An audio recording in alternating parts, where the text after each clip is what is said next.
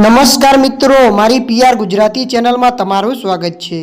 મિત્રો, અત્યારે હાલની સૌથી મોટી અને દુઃખદ ખબર સામે આવી રહી છે। ત્યારે મિત્રો, અમરેલીથી એક મોટા દુઃખદ સમાચાર સામે આવી રહ્યા છે।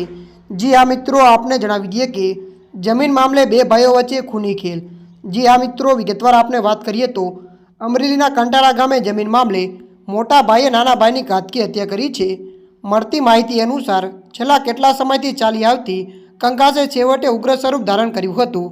મળતી માહિતી અનુસાર આપને વધુ જણાવી દઈએ કે હક અને ભાગ માટે બંને પરિવારો વચ્ચે અવારનવાર તકરારો થતી હતી।